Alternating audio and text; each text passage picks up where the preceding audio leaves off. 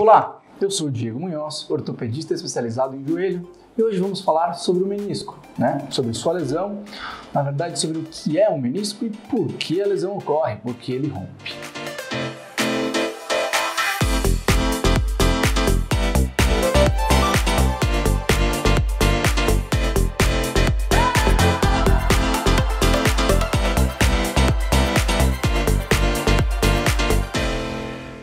Os meniscos são duas estruturas fibrocartilaginosas em formas de meia-lua. Eles ficam entre o joelho, entre o fêmur e a tíbia, e isso faz com que a congruência dessa articulação aumente. Funcionam como os nossos amortecedores, certo? Se comportam como duas estruturas mais borrachudas que ajudam aí na estabilidade, lubrificação e amortecimento do joelho.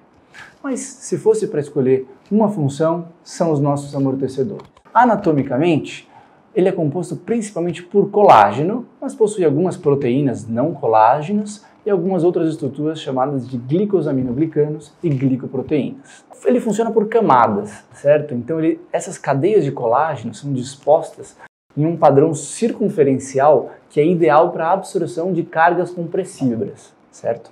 Existem algumas fibras radiais que são encontradas na superfície, no meio das substâncias, que também aumentam a rigidez da estrutura do menisco e ajuda a prevenir aí as lesões longitudinais, certo?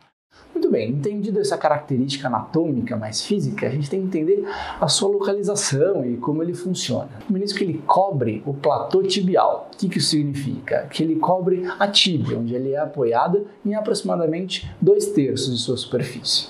A sua borda ela é mais espessa do que a sua periferia, ou seja, a parte de fora do menisco ela é mais grossa e a parte de dentro mais fina, fazendo com que ele seja uma estrutura convexa, certo? E a sua borda mais fina seja mais livre. Dessa forma, a superfície do fêmur que se articula com o menisco é mais côncava e a da tíbia ela é mais reta, fazendo com que essa congruência fique ótima para a estabilização e suporte do menisco.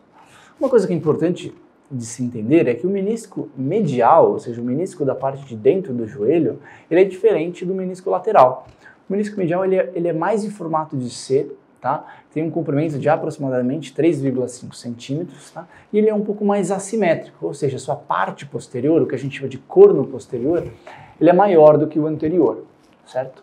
Possui uma fixação na região que a gente chama de raiz do menisco, e essas lesões de raiz estabilizam quando acontecem, estão associadas a uma extrusão do menisco, quando o menisco ele sai para fora. O menisco medial ele é menos móvel do que o menisco lateral, porque ele é mais ligado à cápsula do joelho. Isso é importante para a gente entender alguns tipos de lesão e por que isso ocorre. Já o menisco lateral, ele possui uma forma mais circular, menos em forma de C, uma forma quase circular, e acaba recobrindo uma porção maior da superfície articular. Esse menisco, contudo, a inserção dele na cápsula ao redor do joelho ela é interrompida pelo hiato do poplíteo. O poplíteo é um tendão que passa praticamente no meio do menisco, Isso acaba deixando ele um pouco mais frouxo, certo? Com menos ligações diretas aí na região, se a gente comparar com o menisco lateral.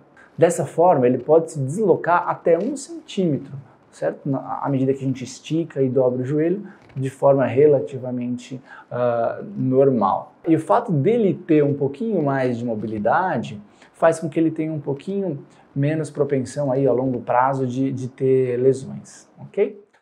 Muito bem, entendendo um pouco mais sobre essa dinâmica, a gente tem que entender outro ponto principal para a gente, que é uma coisa que relaciona muito com o tratamento, que é a vascularização dos meniscos. O suprimento vascular do menisco ele se origina das artérias geniculares, lateral e medial.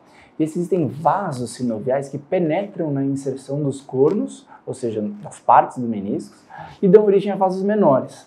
Como essa vascularização é feita da periferia para o centro, esses loops eles acabam terminando e a vascularização da periferia ela é melhor do que a vascularização central, certo? Então isso na verdade acaba sendo um ponto de fragilidade. Então por que a lesão ocorre? Aí a gente vai falar menos da anatomia e mais ou menos do porquê isso acontece, por que rompe. Ou um trauma, uma pancada, normalmente um trauma torsional ou uma flexão, quando a gente dobra, quando a gente agacha de forma intensa, nossos côndilos, que são a parte do fêmur que se relaciona com o menisco, eles acabam causando a lesão, acabam rompendo essa região. Podem ter diversos tipos de lesão, então podem ser lesões radiais, lesões longitudinais, certo? E isso deve ser avaliado também.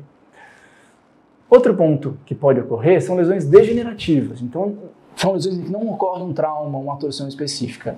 A lesão ocorre por desgaste do menisco ao longo do tempo, perda de água, perda de cartilagem, mudança da sua estrutura que acompanha o envelhecimento. E aí pequenos traumas ao longo do tempo, excesso de atividades com carga, né, ou mesmo traumas de menor energia associados a um desgaste, podem ocasionar esse tipo de lesão. A principal tipo de lesão nesse caso é uma lesão horizontal, é uma lesão que acompanha de forma horizontal o menisco, né? E de forma geral, esse tipo de lesão costuma ser de tratamento conservador. Então é importante a gente diferenciar os tipos de lesões, né? Entender por que ele ocorre, para a gente conseguir compreender melhor o tratamento e avaliar a melhor forma aí de segmento do caso. Muito obrigado por acompanharem com a gente está à disposição para tirar qualquer dúvida, estamos aqui nas redes sociais, será um prazer vê-los conosco.